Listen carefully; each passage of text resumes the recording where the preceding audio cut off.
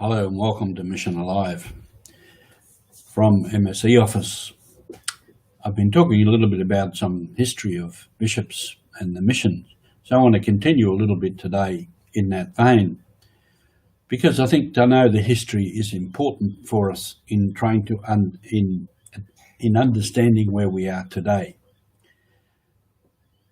For Papua New Guinea, where I worked for many years, the French missionaries sent by Father Jules Chevalier, our founder, came there, actually arrived there in 1883 to Matapit Island near Rabaul. And there's a lot of stories about that, stories that went before and stories of what happened when they got there. And Father Andre Navarre was the leader of that expedition, and he left some priests and brothers in that area. He then went to Yule Island on the Papuan side of the country and began there at Yule Island a mission. He had a base already set up at Thursday Island on the north part of Australia.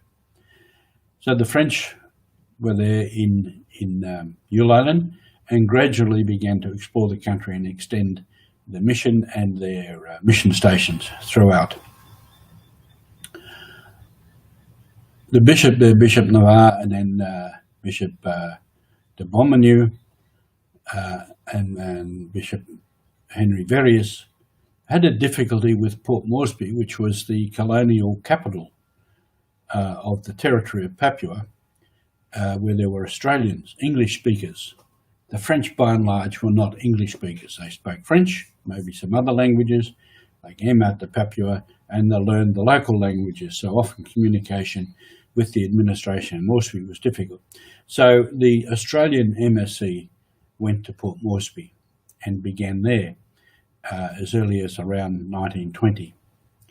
And we've had a long history in that city, in that diocese, surrounding parishes.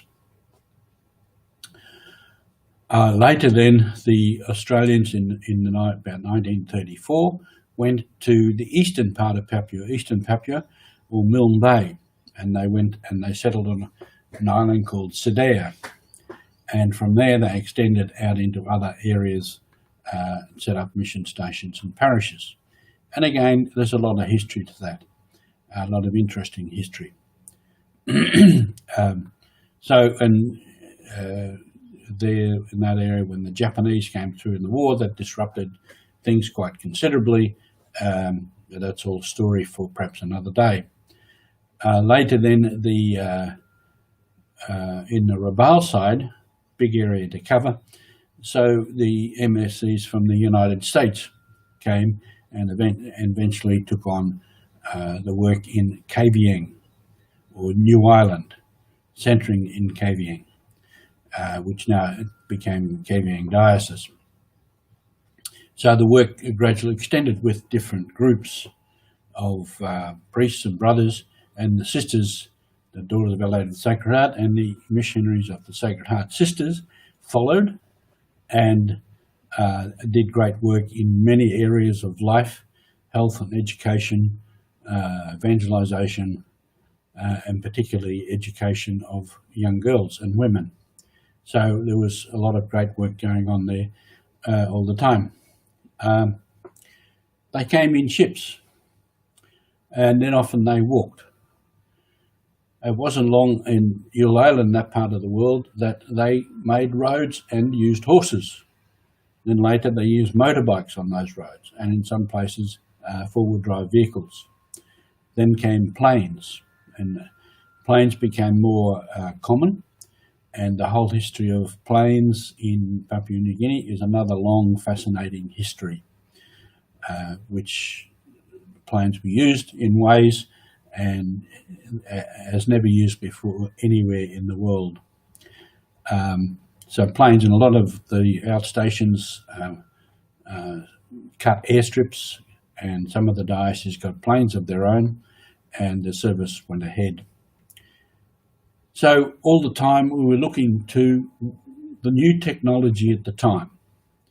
There was a story I heard from an old French priest in the Yule Island area which is now Barana Diocese, and a place in the Mekio people. One old priest there, when they got their first motor car, the first vehicle, he declared he would never ride in one of those things. A bicycle or a horse was what he used. So there's a long story of that, of using means at the time.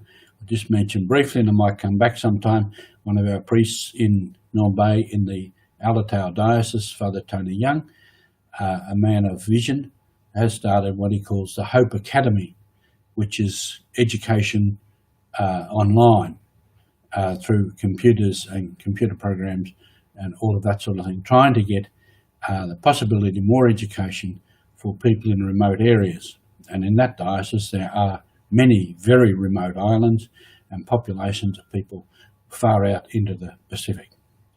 So all through, there was gradual development of the mission with different provinces and different religious congregations coming in, taking up the work, different means of doing the work, different apostolates developing. So there's many, many stories that we could tell. But for the moment, we keep the mission alive. We go ahead with all the works that have been given us. Thank you. We'll see you again.